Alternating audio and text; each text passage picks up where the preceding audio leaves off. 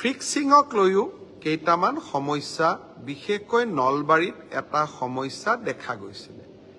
আমি এইকেইদিন national women commission আৰু বিভিন্ন কেন্দ্ৰীয় চৰকাৰৰ পৰীক্ষাত ফ্ৰিস্কিং কেনেকে কৰে তাৰ বিষয়েও আমি আলাপ আলোচনা কৰিছিলো সকলোৱে এটাই উত্তৰ দিছে যে যদি সেম জেন্ডাৰৰ মানুহে সেম জেন্ডাৰক ফ্ৰিস্কিং কৰে তেতিয়া তাত কোনো বাধা থাকিব নোৱাৰে অৰ্থাৎ মহিলাই যদি মহিলাক ফ্ৰিস্কিং কৰে পুৰুষে যদি পুৰুষক ফ্ৰিস্কিং কৰে তাত আপত্তিৰ কোনো থল নাথাকে আজি আমি ষ্টেট ওমেন কমিশ্যন মহিলা আয়োগ আৰু বিভিন্ন পৰীক্ষাত গ্ৰহণ কৰা ব্যৱস্থাৱলী সম্পৰ্কে আজি আমি পৰ্যালোচনা কৰিলো পৰ্যালোচনাৰ অন্তত আমি এইটো সিদ্ধান্তত উপনীত হলো যে মহিলাই মহিলাক ফ্ৰিস্কিং কৰাত কোনো বাধা থাকিব নোৱাৰে পুৰুষে মহিলাক ফ্ৰিস্কিং কৰিব নোৱাৰে কিন্তু মহিলাই মহিলাক ফ্ৰিস্কিং কৰিব পাৰে আজি বিভিন্ন জনৰ লগত পৰামৰ্শ কৰি আমি এই বিষয়ে খবৰ ললো বিমান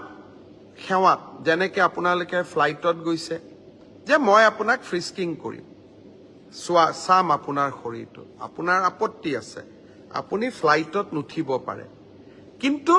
বিনা ফ্ৰিস্কিং আপুনি ফ্লাইটত উঠিব নোৱাৰে ঠিক সেই ধৰণে আমি পৰীক্ষা হলৰ বাহিৰত আপোনাক সেম জেন্ডাৰৰ মানুহৰ হতুৱাই আপোনাক পৰীক্ষা আমি কৰিব লাগিব পৰীক্ষা কৰোতে আমি আপোনাৰ সন্মতি লম আপোনাৰ আমি সম্পূৰ্ণ আপোনাৰ প্ৰতি সৌজন্যতা আমি প্ৰকাশ কৰিম এইবাৰ অতিৰিক্তভাৱে মহিলাক ফ্ৰিস্কিং কৰাৰ সময়ত ছোৱালী পৰীক্ষাৰ্থীক ফ্ৰিস্কিং কৰাৰ সময়ত বা তালাচী চলোৱাৰ সময়ত সেই পৰীক্ষা কেন্দ্ৰত অতিৰিক্তকৈ আশা কৰ্মী বা অংগনবাদী কৰ্মী উপস্থিত থাকিব যাতে তেওঁলোকে যাতে গোটেই ব্যৱস্থাটো সৌজন্যতাৰ মাজত হৈছে সেই বিষয়ে তেওঁলোকে যাতে প্ৰমাণিত কৰিব পাৰে মই ভাবো ই আন এক বিতৰ্কৰো ওৰ পেলাব অহা 29 তাৰিখে তৃতীয় বৰ্গৰ আৰু দুটা পৰীক্ষা দুই বেলা অনুষ্ঠিত হ'ব যোৱাবাৰ হৈ যোৱা পৰীক্ষাৰ দৰে এইবাৰো পৰীক্ষা যাতে নিকা হয় তাৰ বাবে আমি প্ৰচেষ্টা চলাম ফ্ৰিক্সিঙক লৈও কেইটামান সমস্যা বিশেষকৈ নলবাৰীত এটা সমস্যা দেখা গৈছিলে আমি এইকেইদিন নেশ্যনেল ওমেন কমিশ্যন আৰু বিভিন্ন কেন্দ্ৰীয় চৰকাৰৰ পৰীক্ষাত ফ্ৰিস্কিং কেনেকে কৰে তাৰ বিষয়েও আমি আলাপ আলোচনা কৰিছিলো সকলোৱে এটাই উত্তৰ দিছে যে যদি সেম জেন্ডাৰৰ মানুহে সেম জেন্ডাৰক ফ্ৰিস্কিং কৰে তেতিয়া তাত কোনো বাধা থাকিব নোৱাৰে অৰ্থাৎ মহিলাই যদি মহিলাক ফ্ৰিস্কিং কৰে পুৰুষে যদি পুৰুষক ফ্ৰিস্কিং কৰে তাত আপত্তিৰ কোনো থল নাথাকে আজি আমি ষ্টেট ওমেন কমিশ্যন মহিলা আয়োগ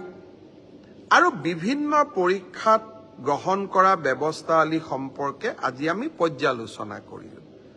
পৰ্যালোচনাৰ অন্তত আমি এইটো সিদ্ধান্তত উপনীত হলো যে মহিলাই মহিলাক ফ্ৰিস্কিং কৰাত কোনো বাধা থাকিব নোৱাৰে পুৰুষে মহিলাক ফ্ৰিস্কিং কৰিব নোৱাৰে কিন্তু মহিলাই মহিলাক ফ্ৰিস্কিং কৰিব পাৰে আজি বিভিন্ন জনৰ লগত পৰামৰ্শ কৰি আমি এই বিষয়ে খবৰ ললো বিমান সেৱাত যেনেকৈ আপোনালোকে ফ্লাইটত গৈছে যে মই আপোনাক ফ্ৰিস্কিং কৰিম চাম আপোনাৰ শৰীৰটো আপোনাৰ আপত্তি আছে আপুনি ফ্লাইটত নুঠিব পাৰে কিন্তু বিনা ফ্ৰিস্কিং আপুনি ফ্লাইটত উঠিব নোৱাৰে ঠিক সেই ধৰণে আমি পৰীক্ষা হলৰ বাহিৰত আপোনাক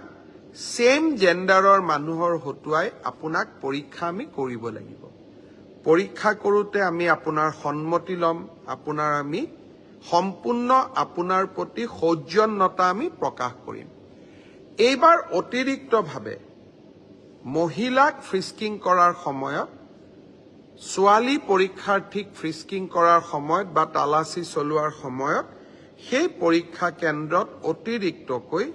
আশা কৰ্মী বা অংগনবাদী কৰ্মী উপস্থিত থাকিব যাতে গোটেই ব্যৱস্থাটো সৌজন্যতাৰ মাজত হৈছে সেই বিষয়ে তেওঁলোকে যাতে প্ৰমাণিত কৰিব পাৰে। মই ভাবো ই আন এক বিতৰ্কৰো ওৰ পেলাব। অহা 29 তাৰিখে তৃতীয় বৰ্গৰ আৰু 2টা পৰীক্ষা 2 বেলা অনুষ্ঠিত হ'ব। যোৱাবাৰ হৈ যোৱা পৰীক্ষাৰ দৰে এইবাৰো পৰীক্ষা যাতে নিকা হয় তাৰ বাবে আমি প্ৰচেষ্টা